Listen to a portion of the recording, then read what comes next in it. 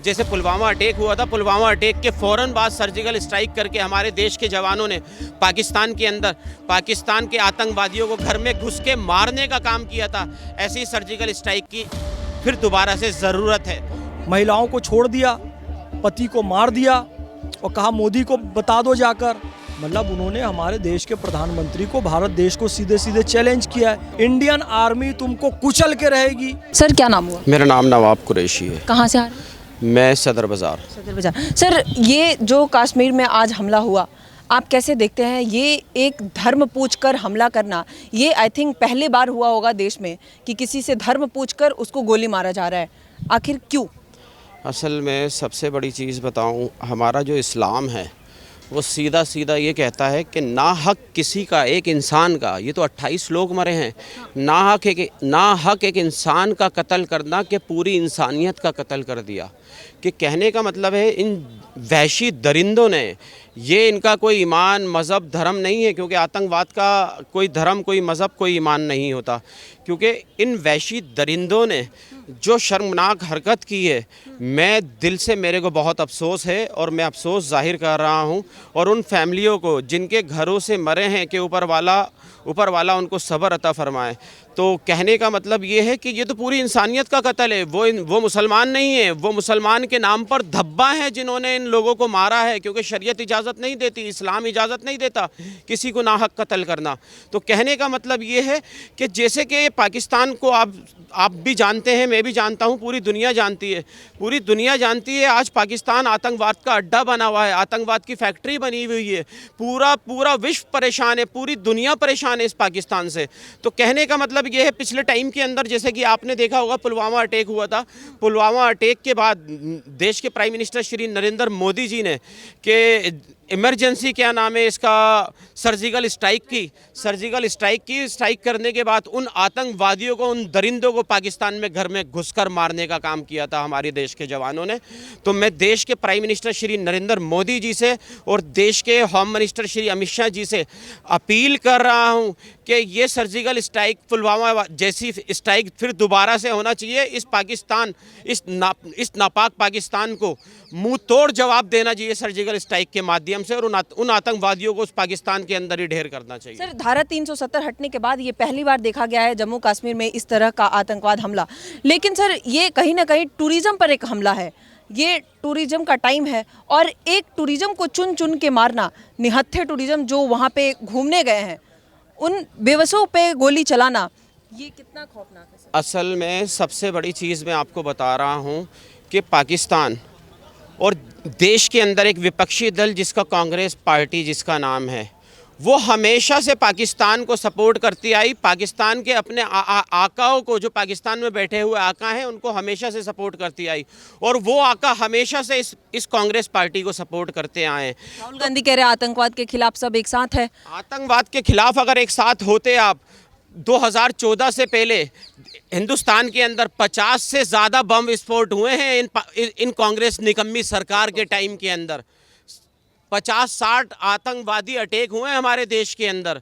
तो उसके अंदर इन्होंने कब एक्शन लिया है ये बताइए मेरे को। इन्होंने पाकिस्तान के खिलाफ कभी एक्शन नहीं लिया। पाकिस्तान के खिलाफ ये कांग्रेस पार्टी कभी बोली ही नहीं है, क्योंकि इनके आका पाकिस्तान के अंदर बैठे हुए हैं। जैसे इनके आका कहते हैं वैसे ही ये काम करते हैं देश के अंदर। और दूसरी चीज़ आ जाइए, जैसे कि पाकिस्तान के अंदर हमेशा से पाकिस्तान ने सपोर्ट की है कांग्रेस पार्टी को, और कांग्रेस पार्टी ने सपोर्ट की है पाकिस्तान को।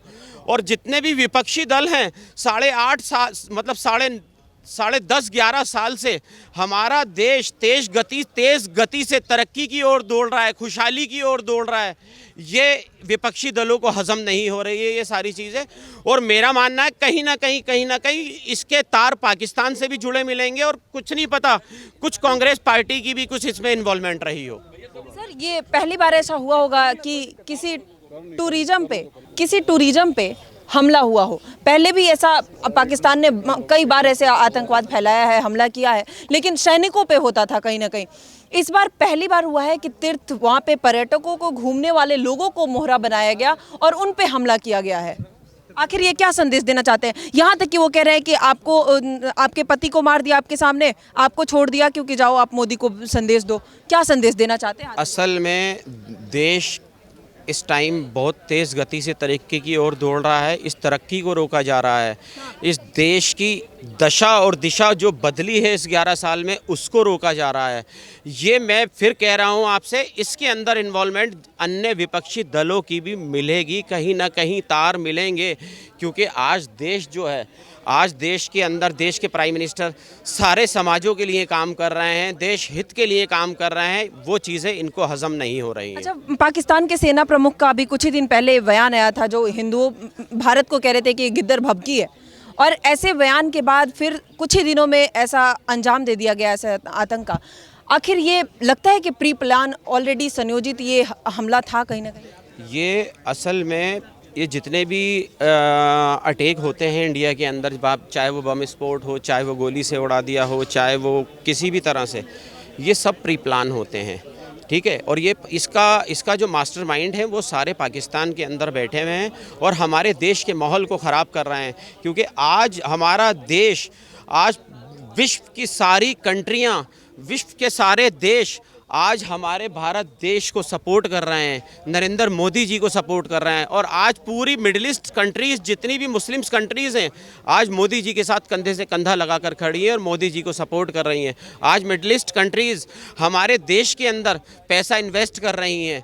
तो कहीं ना कहीं इस तरक्की को रोकने का काम किया जा रहा है। अच्छा, एक ऐसे वक्त का चयन करना जब हमारे प्राइम मिनिस्टर हमारे देश में नहीं है, विदेशी दौरे पे हैं, और अमेरिका के उपराष्ट्रपति हमारे देश विजिट के लिए आए हैं, ये आखिर क्या वक्त चुनने का उनका था? असल में आपने पहले भी देखा होगा, क्योंकि जब कोई जैसे प्राइम मिनिस्टर, जैसे बाहर से प्राइम मिनिस्टर आए हुए हैं, हमारे प्राइम मिनिस्टर बाहर गए हुए हैं, तो कुछ इस तरीके की भी चीज़ें ये क्रिएट कर दिखा रहे हैं कि हमारे देश की छवि दूसरी कंट्रियों के अंदर ख़राब हो, हमारे देश की छवि ख़राब करने का काम किया जा रहा है। मैं आज आपके चैनल के माध्यम से मैं देश के प्राइम मिनिस्टर श्री नरेंद्र मोदी जी से, देश के होम मिनिस्टर श्री अमित शाह जी से अपील कर रहा हूं। जैसे पुलवामा अटैक हुआ था, पुलवामा अटैक के फ़ौरन बाद सर्जिकल स्ट्राइक करके हमारे देश के जवानों ने पाकिस्तान के अंदर पाकिस्तान के आतंकवादियों को घर में घुस के मारने का काम किया था। ऐसी सर्जिकल स्ट्राइक की फिर दोबारा से ज़रूरत है, बहुत ज़रूरत है, और इस पाकिस्तान को मुंह तोड़ जवाब देना चाहिए हमारी भारत देश की सेना को। हमेशा से कहा जाता है हमारे देश में आतंकवादियों का कोई धर्म नहीं होता, अब आतंकवादी धर्म पूछकर हमला कर रहे हैं, क्या कहना चाहेंगे आप? देखिए, ये बात आसिम मुनीर ने आज से 2 दिन पहले कह दी थी, जो पाकिस्तान का आर्मी चीफ है, कि हिंदू अलग हैं, मुसलमान अलग हैं, और हमने मुसलमानों के नाम से ही पाकिस्तान बनाया था। ये क्लियर कट उसने कहा। सेम काम आतंकवादियों ने किया कि हिंदू अलग हैं, मुसलमान अलग हैं, हिंदुओं का नाम पूछा, फिर हिंदू हैं कि नहीं कंफर्म करने के लिए कलमा भी पूछा, इस्लाम के कलमे का गलत इस्तेमाल किया, फिर उनके वस्त्र चेक किए गए, 3 तरीके से वेरिफिकेशन किया गया, जब कंफर्म हो गया हिंदू है तब मारा गया।